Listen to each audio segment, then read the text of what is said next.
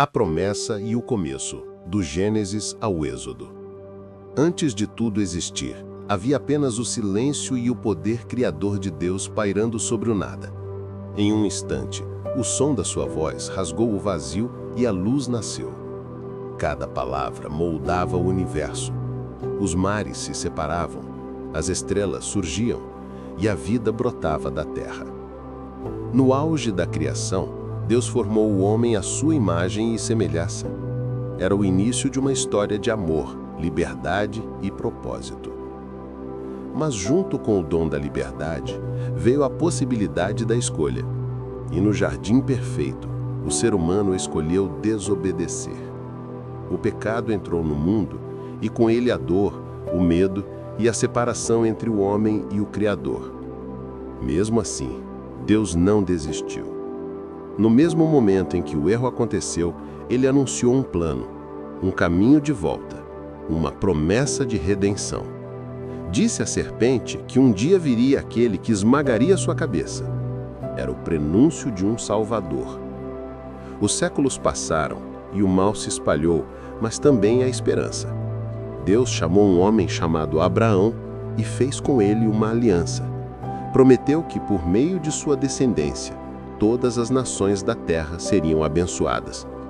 Mesmo sem entender completamente, Abraão creu. E a fé dele se tornou o alicerce de tudo o que viria depois. Deus cumpriu sua palavra e formou um povo. Esse povo, Israel, nasceu de uma promessa e de um propósito. Através de gerações, Deus se revelou aos patriarcas, Isaque, Jacó e José. Cada um viveu momentos de provação, mas todos viram o poder da fidelidade divina. Quando tudo parecia perdido, Deus transformava o mal em bem. José foi vendido pelos próprios irmãos, mas acabou se tornando um instrumento de salvação para toda a família de Israel durante a fome no Egito. Com o tempo, porém, os filhos de Israel se tornaram escravos. A promessa parecia esquecida, mas o plano de Deus nunca se apaga. Ele levantou um libertador, Moisés. Um bebê que escapou da morte, cresceu no palácio de Faraó e foi escolhido para confrontar o império mais poderoso da terra. Com sinais e maravilhas, Deus libertou o seu povo. O mar se abriu e o impossível aconteceu diante de todos os olhos. Na travessia do deserto, Deus não apenas guiava Israel, ele moldava o coração do povo. A nuvem os protegia de dia, o fogo os iluminava à noite. No Monte Sinai, a voz de Deus trovejou e Moisés recebeu as tábuas da lei. O Criador estava ensinando seu povo a viver em santidade, mostrando que a verdadeira liberdade vem da obediência e da comunhão com Ele. Mesmo assim, o coração humano continuava vacilante. O povo reclamava, duvidava, se revoltava. Ainda assim, Deus permanecia fiel. Enviava maná do céu, água da rocha e perdão diante da rebeldia. Cada passo pelo deserto era parte de um plano maior, um plano que apontava para algo além da terra prometida, além do tempo e da história. Desde o Éden até o Sinai, o fio da salvação seguia firme, invisível, mas inquebrável. Era o amor de Deus costurando a humanidade de volta a si mesmo. Tudo o que aconteceu, a criação, a queda, as promessas e a libertação, era apenas o prelúdio de algo muito maior. O dia em que o próprio Deus viria ao mundo, não mais para escrever leis em pedra, mas para gravá-las no coração do homem. O plano de salvação começava a tomar forma, e cada história, cada profecia, cada ato de graça era um reflexo do mesmo propósito: reconciliar o Criador com a sua criação. A travessia do deserto marcou apenas o início de uma nova jornada. O povo de Israel finalmente chegou à Terra Prometida, mas a verdadeira promessa era muito maior do que território ou fronteiras. Deus estava construindo uma história que preparava o caminho para a vinda do Salvador. Israel recebeu reis, profetas e sacerdotes, cada um à sua maneira, refletia fragmentos do plano divino. Davi, o pastor que se tornou rei, foi chamado homem segundo o coração de Deus. Seu trono representava mais do que governo, era um vislumbre do reinado eterno de Cristo. E Deus prometeu que da linhagem de Davi nasceria um rei, cujo reino jamais teria fim. Mas o povo, como sempre, se desviava. Com o tempo, Israel se dividiu, caiu em idolatria e foi levado ao exílio. Babilônia os conquistou, Jerusalém foi destruída e o templo, o símbolo da presença divina, foi reduzido a ruínas. Era o silêncio antes da promessa ser cumprida. E mesmo no cativeiro, Deus não os abandonou. Ele levantou profetas como Isaías, Jeremias e Daniel, que anunciavam a esperança. Um Messias viria, um servo sofredor traria libertação não por espada, mas por amor. Isaías descreveu com precisão o que ainda estava por vir. Ele foi ferido por causa das nossas transgressões e moído por causa das nossas iniquidades. O castigo que nos traz a paz estava sobre ele, e pelas suas pisaduras fomos sarados. Depois de séculos de espera, numa pequena cidade chamada Belém, o céu se abriu novamente. Os anjos proclamaram: "Hoje vos nasceu o Salvador, que é Cristo, o Senhor." A promessa feita no Éden, reafirmada a Abraão e confirmada a Davi, agora se tornava carne. O plano de salvação havia ganhado um rosto. Jesus cresceu em simplicidade, mas sua presença carregava poder.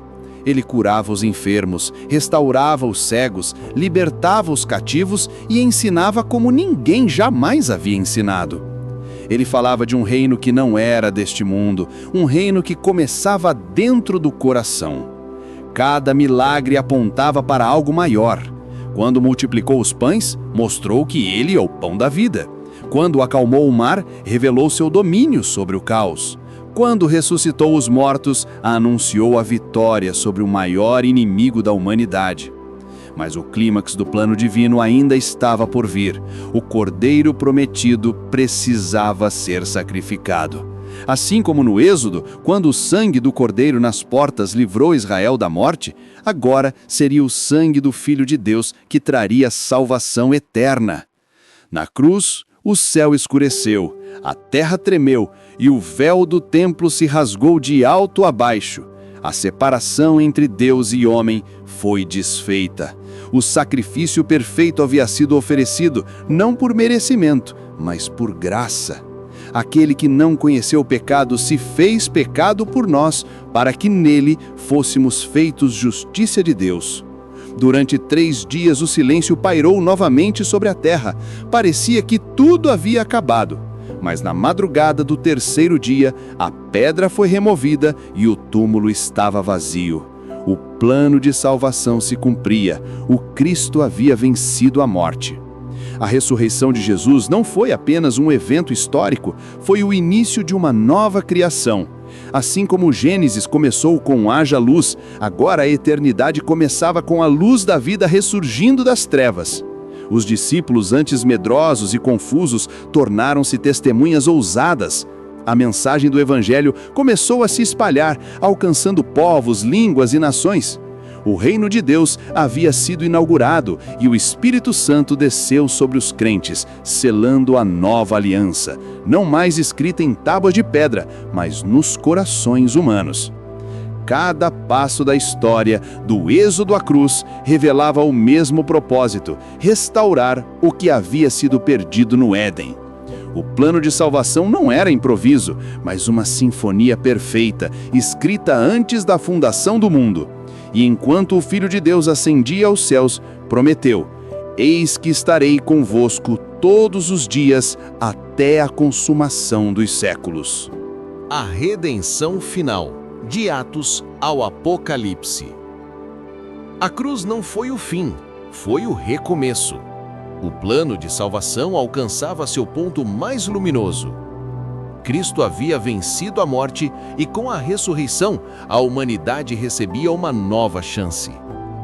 O véu havia sido rasgado e agora qualquer pessoa podia se aproximar de Deus sem medo. O sangue derramado no Calvário se tornava o selo da nova aliança, uma ponte entre o céu e a terra. Dias depois, Jesus apareceu aos seus discípulos, confirmando com poder que ele estava vivo.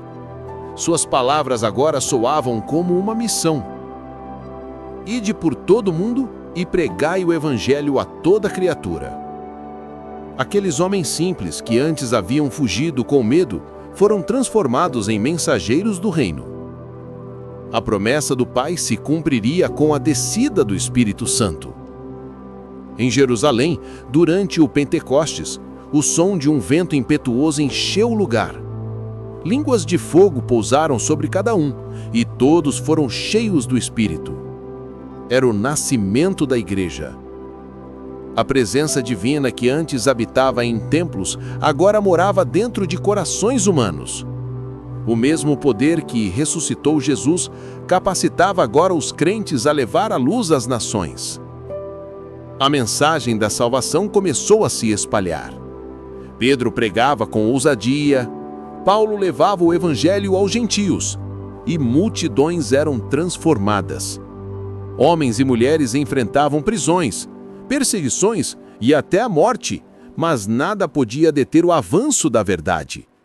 O mundo antigo estava sendo virado de cabeça para baixo, não pela espada, mas pela fé. O plano de Deus seguia em curso. Cada novo convertido era uma semente de esperança plantada no solo da história. E mesmo em meio às sombras do império, a luz de Cristo brilhava com força. Mas a salvação não terminava com o perdão dos pecados. Ela apontava para uma restauração total, de todas as coisas. Os apóstolos ensinavam que um dia o Senhor voltaria e que todo mal seria julgado. O Apocalipse, longe de ser apenas um livro de medo, é o clímax da promessa divina. O triunfo final do bem sobre o mal. João, exilado na ilha de Patmos, recebeu visões que revelavam o desfecho da história. Ele viu o trono de Deus, cercado por anjos e seres celestiais, e ouviu uma voz que dizia: eis que faço novas todas as coisas. Ele viu a vitória do Cordeiro sobre o dragão, o julgamento das nações e a queda de toda injustiça. A cruz foi o início da vitória, mas o Apocalipse é a coroação do plano. Tudo que começou no Gênesis, a criação, a queda, a promessa e a redenção, encontra sua plenitude no retorno de Cristo.